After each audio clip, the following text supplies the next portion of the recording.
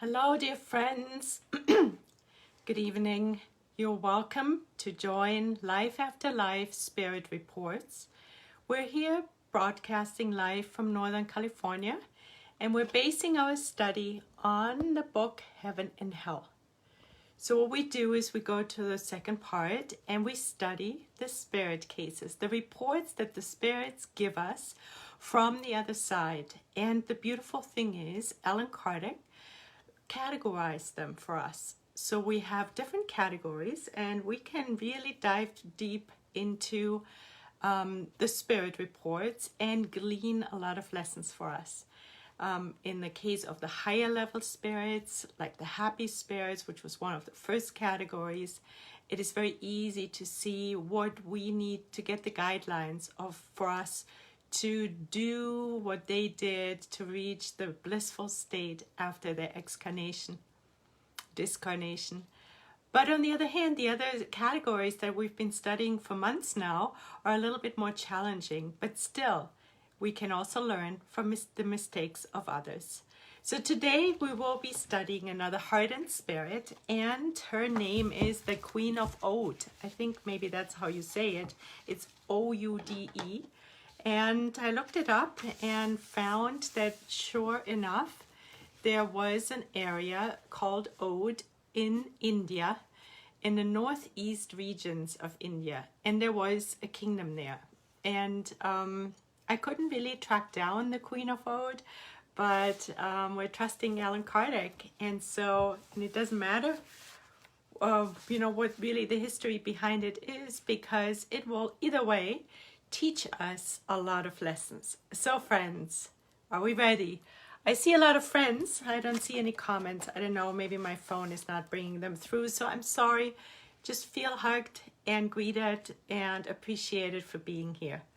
All right, so the Queen of Oude is on page 484 if you like to follow along. And she died in France in 1858. So the first question for her was, what sensations have you experienced since you left the terrestrial world behind? And the answer is, I would not be able to say. I am still experiencing some confusion. We remember from other spirits that this is a common occurrence for spirits to experience the state of confusion. And at our level, it is quite common. But it doesn't need to be our experience, because we can actually prepare ourselves for our discarnation. And we can start today by connecting more with God, doing the good, and dematerializing our lives. So there is always a way. And so this lady didn't do it. Are you happy? The next question is. And she says, I miss earthly life. I do not know. I am experiencing poignant pain from which earthly life would set me free. I wish my body would rise from the grave. Interesting idea. She wants her body to raise from the grave. She wants to go back into the flesh. Now we know a lot of spirits don't necessarily right after discarnation want that, but she is idealizing her life in the flesh, and we will find out why. Do you regret having been buried among Christians and not in your own country? Remember, she's from India and she died in France. And she says, yes, Indian soil would weigh less on my body. What do you think about the funeral honors rendered to your remnants? And the answer is, they were quite ordinary. I was a queen and not everybody knelt before me. Leave me alone. I'm being forced to speak. I do not want you to know what I'm now. I was a queen. Be aware of that. So we're already getting a picture. She is very much attached to her status of queen in her previous incarnation. We respect your royal position and we would ask you to please respond for our instruction. Do you believe that your son will one day recover the estate of his father? And the answer is, of course. My blood will reign. He is entitled to do it. Do you attach the same importance to your son's reintegration as when you were incarnate? My blood cannot be mixed with that of commoners. Wow, right, friends? And of course, let us reflect the Queen of Odes back onto us, and then we'll talk about it afterwards. The place of your birth could not be found on your death certificate. Could you not tell us what it was? I was born in the noblest blood of India. I think I was born in Delhi. You used to live amidst the splendors of luxury and surrounded with honors. What do you think about all of that now? And the answer is, I have the right to them. Did the high position you occupied on earth enable you to enjoy a higher position in the world where you are now? I am still a queen. Send slaves to serve me, she says. I do not know. No one seems to be very concerned about me here, and yet I am still the same. Did you belong to the Muslim religion or to a Hindu religion? Muslim, she says. However, I was too powerful to concern myself with God. What difference do you see between the religion you professed and Christianity with regard to human happiness? And the answer is, the Christian religion is absurd. It says that all people are brothers. So let's just keep that in mind. So she thinks the Christian religion is absurd because all people are brothers. What is your opinion of Muhammad? And the answer is, he was not the son of a king. Do you believe that he was on a divine mission? What do I care? She says. What is your opinion about Christ? The son of a carpenter is not worthy of occupying my thoughts. What do you think about the custom where Muslim women are withdrawn from the eyes of men? I think that women were born to rule. I was a woman. Have you ever envied the freedom enjoyed by European women? No. What do I care about their freedom? Are those who serve them on their knees? Do you remember having any other existence on earth previous to your last one? I must have always been a queen. Who forced you to come? I do not know. However, there could not be anyone more powerful than I. In what form are you presenting yourself to us? I continue as a queen. Do you think I would cease being so? You show little respect. You must know that queens are addressed differently. If we could actually see you, would we see you in all your arrays and jewels?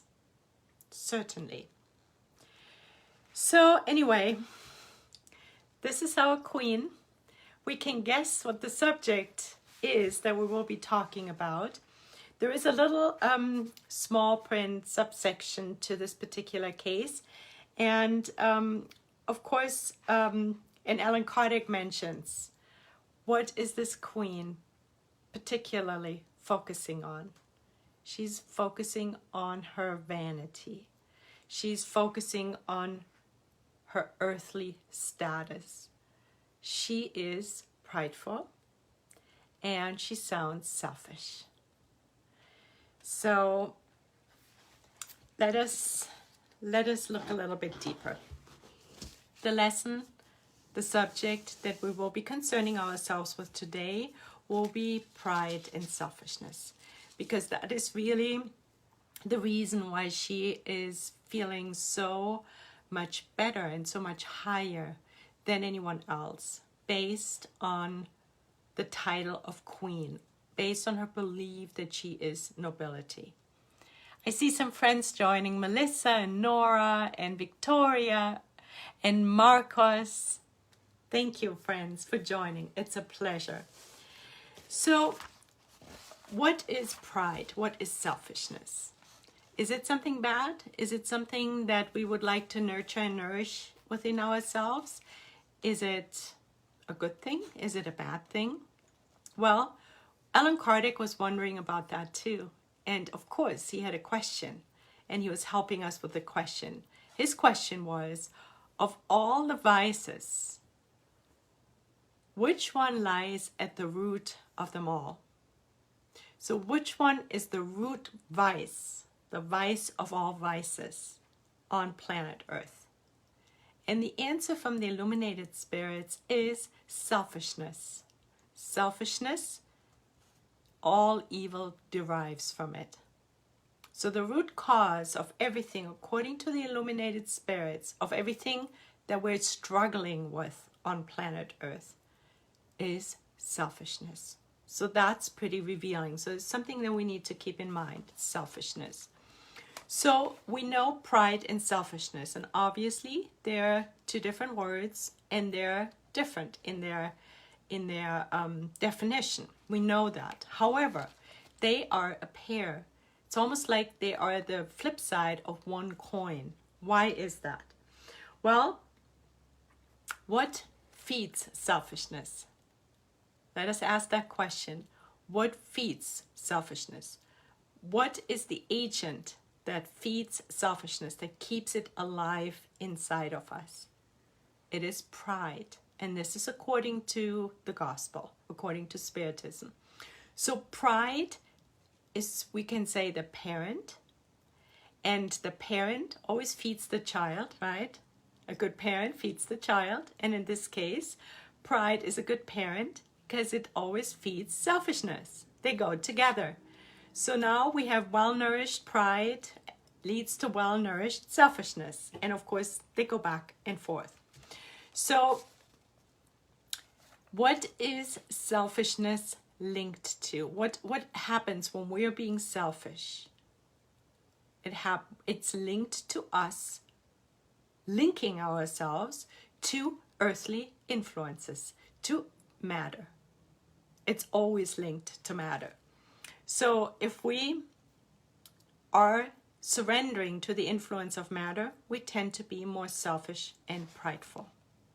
So that gives us a hint. And we know that we are on the path to our on the path of our inner transformation, which goes hand in hand with something that's called dematerialization of our own lives. So we de-emphasize matter. But when we're selfish and prideful, we're very much attached to matter. So the material life is more important than the moral life, which leads us to be prideful and selfish. When we're living a life where we overemphasize our material lives and make it more important than our moral lives, then we're very most likely selfish and prideful. And it's a common occurrence, right? I mean, we know about it. It's like when we are invited to help a friend's child in need, and our own child has needs, who are we likely to pick?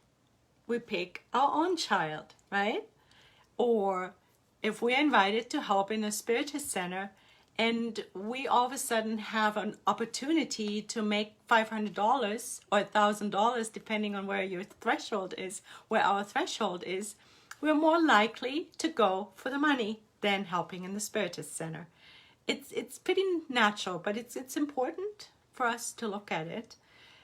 These were indications, and we're not judging because we're in the same boat. So we're working all on the same transformation, inner transformation.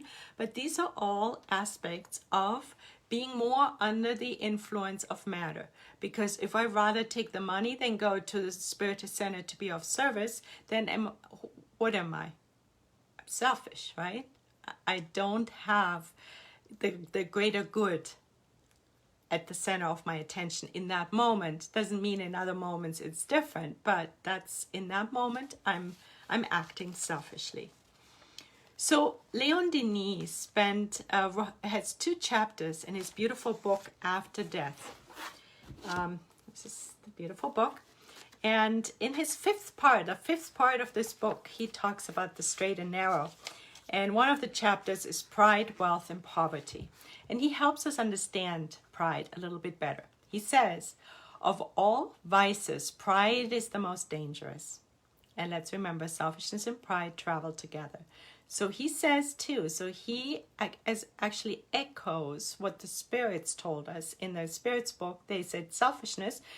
Leon Denis tells us pride is the most dangerous. Pride is the greatest plague of humanity. From it, all the slashes of social life all clashes of class and rank, all intrigue, war, and hatred proceed. Because if I'm prideful, then I feel better than you. Then I'm right. And when I'm feeling this way, my heart is closed, and then the war starts. And I'm not talking necessarily about a world war, but it's the same mechanism, right? It's our little wars that we wage in our own family circles or friend circle in our own little realm. But the same mechanism happens in the bigger picture too. So then he says, pride has covered the earth with blood and ruin. Pride is still the originator of all of our sufferings in the life beyond the grave. And we know when we discarnate, we're still the same. We have not magically transformed into an angel when we discarnate. So of course we see that here in our Queen of Old. She was selfish and prideful when she was incarnated, and here's the proof. She's still the same. She even admits to it herself. She says, I'm still the same. Treat me as a queen, right? So then he says, the consequences of pride reach beyond death and attain even to our far destiny. So then he says, not only does pride withhold us from the affection of our neighbors, but it renders improvement impossible by misleading us as to our value and blinding us as to our defects. And this is really important. He gives us a twofold effect of being prideful. The first one is it closes our hearts. Because now it's me against you, or you against me. Doesn't matter which direction.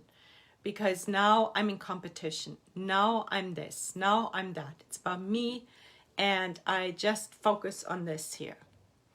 And that closes the heart. So now I am not reaching out to my neighbor anymore. So love left me. But here's the second aspect. Pride also doesn't allow me to look at my own self. So the first maxim, know thyself, which is really the first step for our own inner moral transformation, for our improvement, is now rendered null and void because I'm too prideful to actually see myself. So I'm thinking I'm this great, but in the meantime, I'm not. My pride doesn't allow me to actually see myself in the correct light. When I do my nightly review, all of a sudden, everything is glorious. I don't even see my fault anymore, right? So there's this double effect of pride. One is my heart closes and I disconnect myself from the neighbors, from my friends, my family, from any connection. And the second one is it doesn't allow me to get to know myself correctly and clearly. So there's an internal and an external effect of pridefulness. So let's see.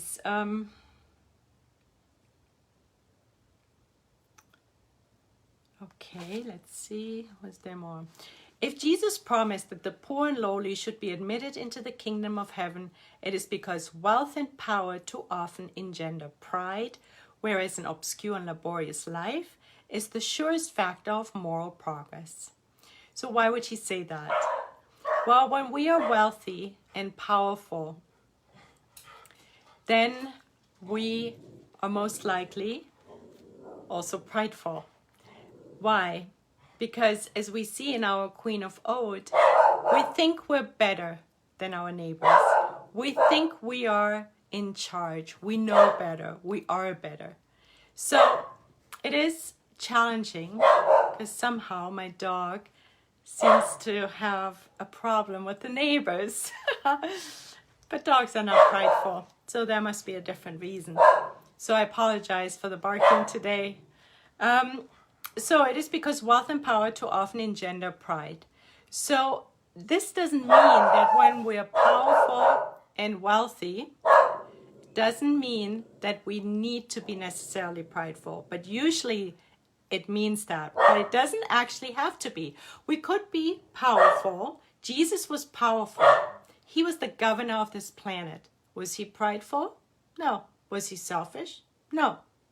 So it can be different. But at our level, we mainly mix up the two.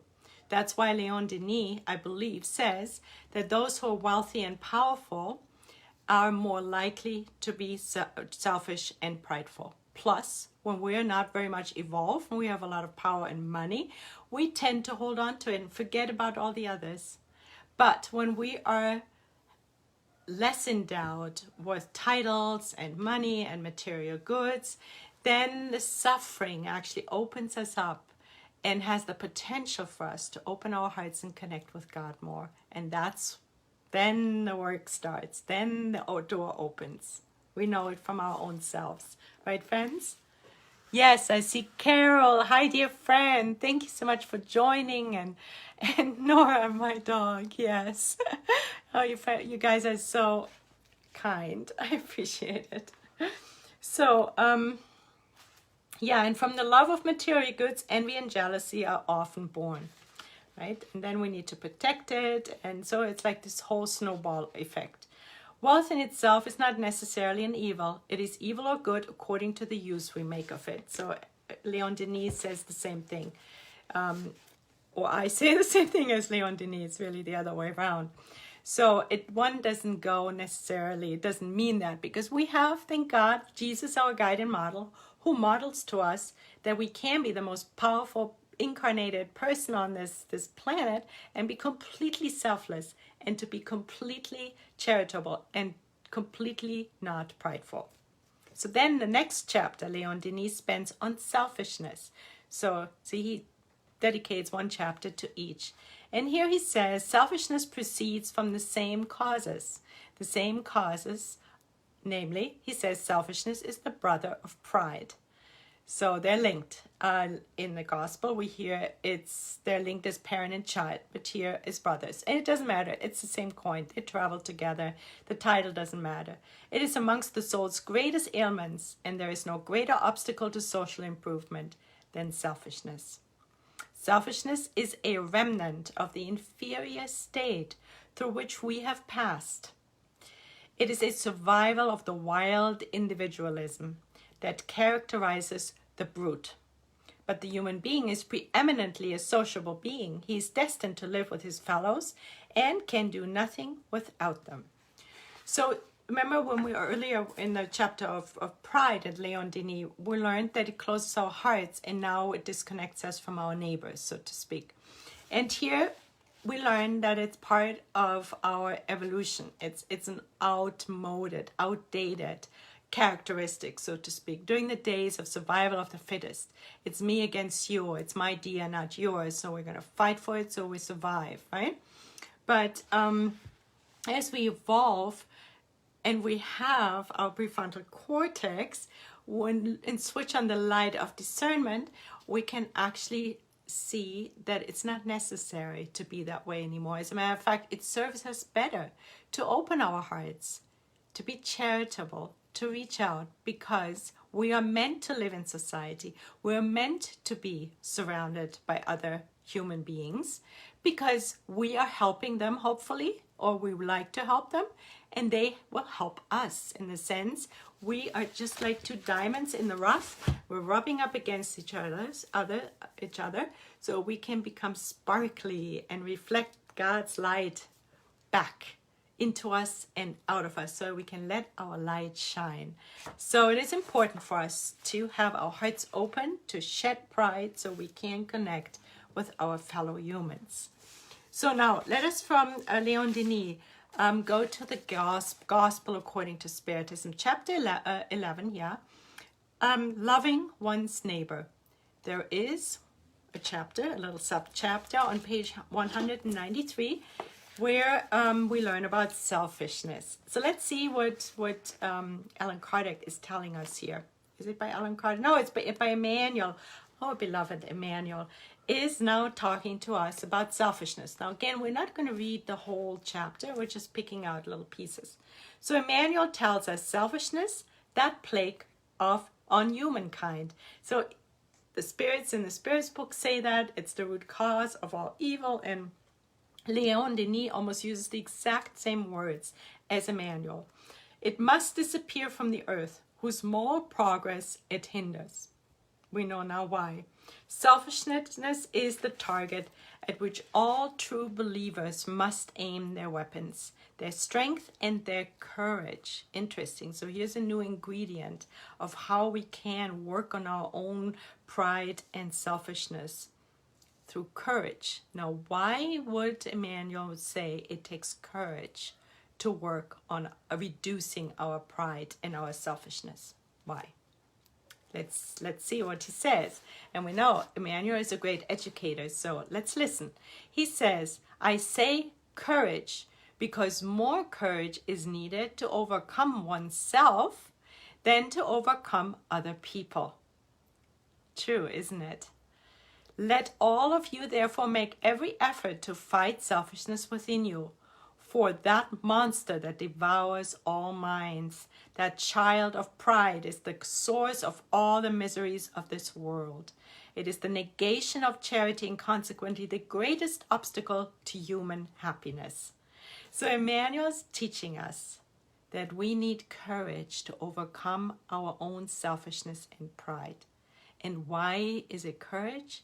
It is courage because we need to be courageous to look our own mirror image in our nightly review, to be honest with our own selves. And it's painful sometimes, isn't it? But that is the ingredient that we need. That is what Emmanuel is helping us with. So one assessment question that's coming up, of course, how courageous are we? Are we courageous, and are we willing to look courageously at our daily conduct, at our daily words we use? Are we courageous to look at our daily thoughts and question our emotions or analyze our emotions?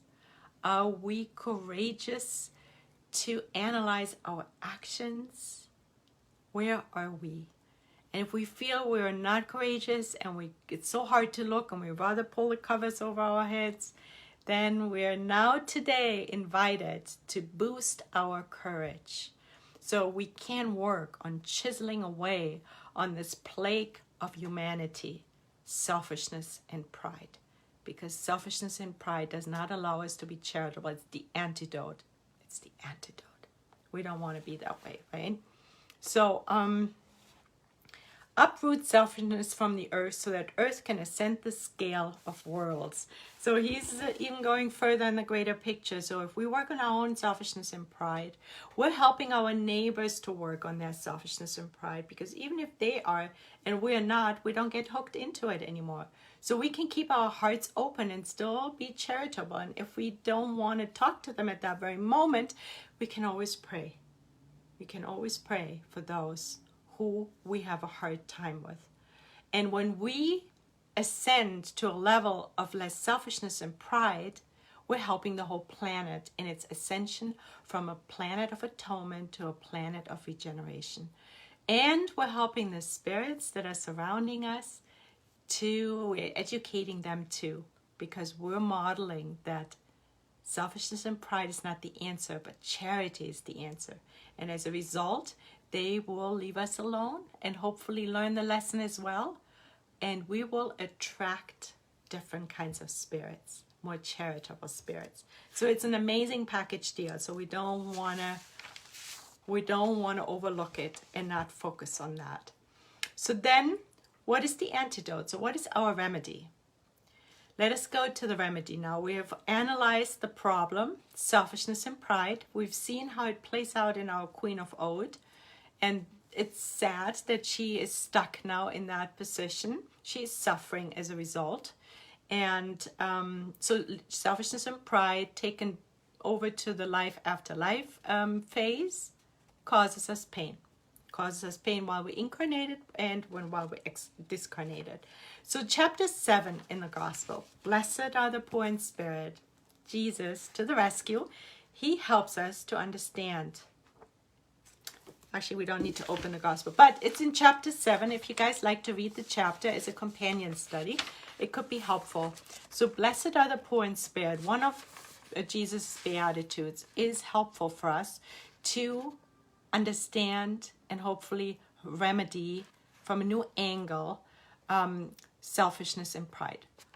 Of course, Emmanuel already gave us a remedy, and that is courage. So here we learn that the kingdom of heaven is only for the humble. Only the humble can enter the kingdom of heaven. So in other words, as long as we're selfish and prideful, that's not going to happen. We need to empty ourselves of all the desires of self-will. What does that mean? We need to humble ourselves, to recognize that there is a God, a higher power. And hopefully as a next step, we recognize that we are collaborators with God. We're co-creators. We're not the sole entrepreneurs here. We're not the creators. We're the co-creators. And at that very moment, when we recognize that peace, we already have humbled ourselves. We have already become more humble. And then the next step is we hopefully will work on aligning our will to God's will. So this is why he says here, from our self-will, I'm in charge, I'm the creator, we're now learning to surrender to God's will. And how do we do that? Well, one thing we can do is wake up in the morning and make God's to-do list. That's always a favorite of mine. To get up before we make our own to-do list, we make God's to-do list. And then we fill it out, whatever opening we still have, and we build around our own to-do list. And maybe that we can even learn to create an overlap between both. How else can we do it?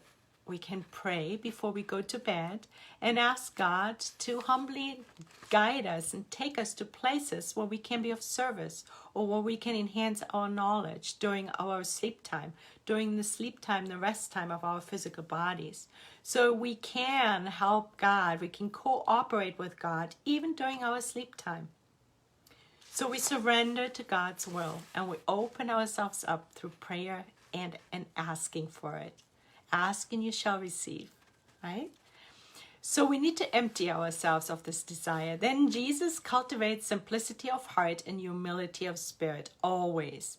And even if we're, what is it here? Even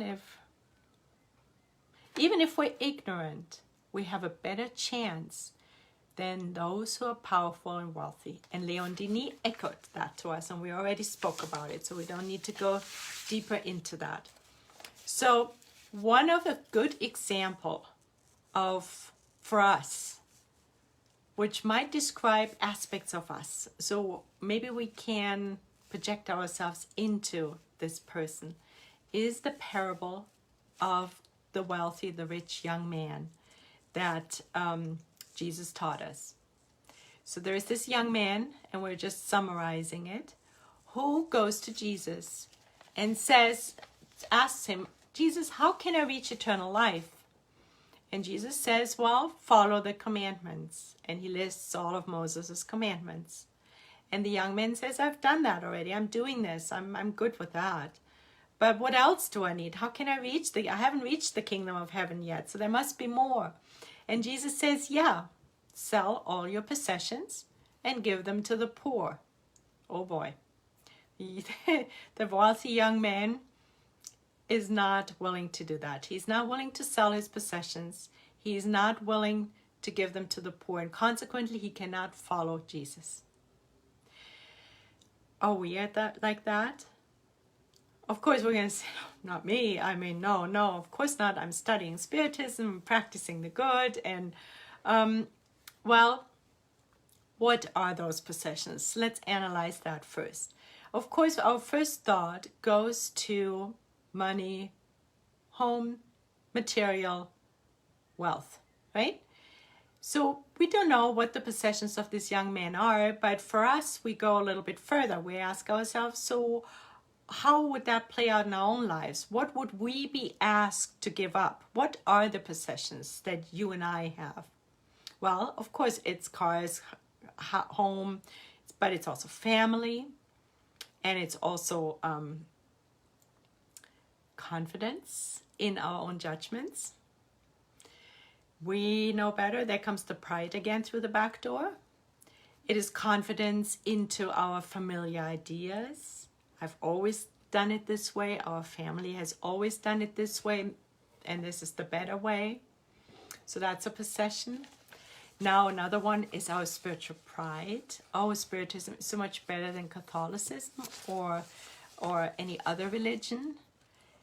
So it's something we need to guard ourselves. So it's a possession. It's a form of a possession.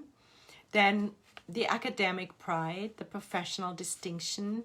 Well, I have 2 PhDs. I don't, but I'm just saying as an example, I have 2 PhDs and I know this and I know that, and from my experience, and right. So it's academic titles. It's academic distinction. It's professions. Those are all our possessions. It's sentimental and material attachments. It's the whole garage and all the pictures. No, we're not going to touch those. That becomes a possession, right? So another possession could be habits. We have habits that we formed in this lifetime. But Emmanuel in Thought and Life, in the chapter of habits, teaches us it's even bigger. It's even more complicated, because most likely we've brought habits from previous lifetimes. And now we add them to this lifetime's habits. We add to the previous habits. Well, those are all possessions that may hold us back, that may anchor us and do not allow us to reach the kingdom of heaven. Another big one is fear of ridicule, fear of attack, fear in general of anything. So these are all very important aspects for us to ask ourselves, where am I in that? How long is my list of possessions? How willingly do I surrender them? And that doesn't mean we have to live in the woods under a bush. No, it is, we can have things as long as we share them, as long as they don't tie us down, anchor us in matter. I'm reminded of a story that I heard about Dr. Becerra de Jimenez, the doctor of the poor, who one night he had children and one of his children was sick, and he was called out, since he was a doctor, to help somebody else's child. Well, he, in this example, to me is an example of how we can have possessions. He had this possession of a family, but what did he do in that moment? He left his child behind and he went out and helped the other family's child. So we can have both if we know how to negotiate the road with it. And always, we can have wealth if we can do the good with wealth, right? We can have academic titles if we're willing to share the knowledge we have. And we can go down the list.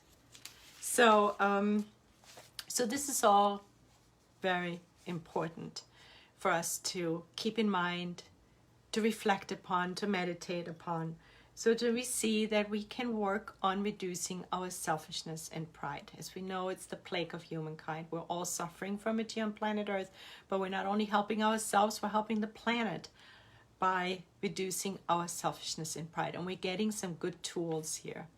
So Jesus told us it's much harder for a rich man to enter the kingdom of heaven than because of all these attachments. It's just like if we imagine it's a huge backpack, and as he also said, it's easier for a camel to fit through the eye of a needle than a rich man to reach the kingdom of heaven. So if we imagine ourselves to have this huge luggage, and which is all our possessions, and we try to squeeze them through the eye of the needle, which is the entry door to the kingdom of heaven, it's not going to happen, right? And like our queen here, she's not at the kingdom of heaven's gate yet, because she's still very much attached to her jewels, her looks, her beauty, and her wealth and her title. It doesn't matter whether it's a royal title or an academic title. It's the same thing. So Christ's message was hard to be accepted by the scholars of his time. Why did he go to the fishermen? Exactly for the same reason. Because they didn't have those possessions, these preconceived notions. They were more open, more humble. They were more pure in their hearts to receive his beautiful messages. Whereas the scholars, the rabbis of his days, they were cluttered. Their brains were already full. Nothing else could fit in. It was like a full cup. We have to empty our cup. It's a Japanese proverb. We have to empty our cups before we can fit something in, right? Otherwise, it just flows away.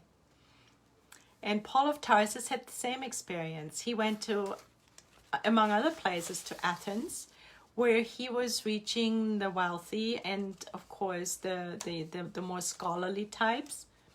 And he couldn't pass on the good news. He couldn't speak about it. It didn't work because, again, the list of possessions was too long and big. So lastly, we want to go to Thought and Life, the chapter of humility. Again, Emmanuel spends a whole chapter on humility. And he tells us that humility, his definition, is the acknowledgement of our smallness before the universe. We are tiny, tiny specks if we look at the bigger picture. So every once in a while, it's good to look up into the sky at night and meditate, if it's a clear night, on the stars, to just get an idea of our tiny Milky Way compared to the whole universe. Sometimes when we fly in a plane, which we don't do right now, I'm sure, but if we did in the past, and we kind of come down from the sky and then come closer and closer to Earth, I've often thought about, wow, look down at this city.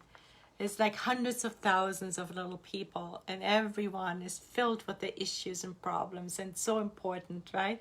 It gives us such a nice reality check. So if we can imagine that ourselves in a plane and kind of flying over New York City, high up, or we look at the sky and we admire the stars, to kind of just keep us humble, physically humble, to realize that we are really small within the bigger picture. He also refers to nature. He says, look at the sun. The sun is so humble, always shines. Doesn't matter on whom. The sun doesn't just say, oh, I'm only going to shine on the Queen of Ode because she's royal. No, the sun also shines on the mud puddle, shines on the worm. The worm looks out from the earth, the sun shines on it. The flower, the fragrance of the flower doesn't just smell for the Queen of Ode, no, or the president of some country. No, the flower indiscriminatorily smells, exudes its fragrance towards everyone. So to go into nature and study and experience nature and observe it is such a wonderful teacher of humility, of acceptance and tolerance, all the virtues. Charity as well. The flower, which is constantly exuding its perfume. What a beautiful example of charity. Or just even the beauty of the flower. Or the sun every day shining. How charitable. Always gracing us with light and love and warmth.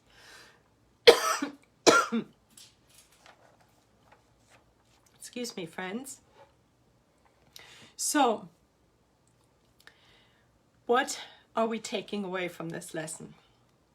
What is our homework for the week to come?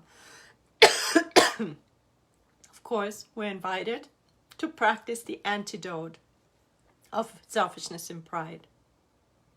We know that selfishness and pride closes our hearts. So at that very moment, we won't be able to be charitable. However, we know from the gospel that there is no salvation without charity. So we are urged to work on our level of selfishness and pride. In order for us to be charitable, which means to be benevolent, indulgent, and forgiving, we must release our pride and our selfishness. They can't go together. It's either charity and a teeter-totter, like a child's teeter-totter, right? Either charity is up or selfishness and pride are up. They can't be both up. It's not going to work. And we learned why, right? Also, let us look at Jesus, our guide and model, the model of humility and charity. He washed the feet of his disciples. How beautiful is that? I'm yet to find a statue a little figurine of that particular picture of Jesus leaning down and washing his disciples' feet. I personally absolutely love it. I find that the most powerful reminder of humility. How can we in the week to come wash our neighbors' feet? Our neighbors being our family members, maybe our co-workers if we're in touch with them, maybe our true neighbors. How can we wash their feet? By being humble and charitable, by serving them, by humbling ourselves. And it starts with our thinking. How can we wash our neighbors' feet in the week to come? And we're invited to do that. That is our homework for the week to come, friends. I hope we will remember, and consequently will reach. We practice this, starting with our thinking, washing our neighbors' feet, humbling ourselves. We will reach charity, and we will be able to fulfill the beautiful, most important duty, which is practicing charity, because we know there is no salvation without charity. Dear friends, thank you so much for listening. Let us close our eyes for a moment and let us thank God for this amazing lesson on selfishness and pride. Once again, reminding us how important charity is, and how important it is that we humble ourselves before God, aligning our will with God's will, and learning to look at our own selves humbly, but with clear, open eyes, so we can recognize where we need improvement.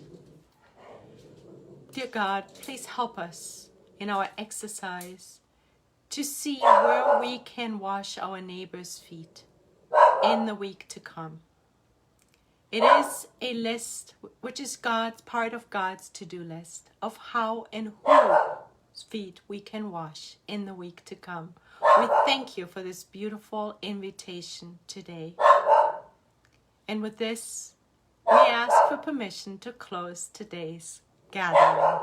Our intercontinental classroom with a barking concert in the background.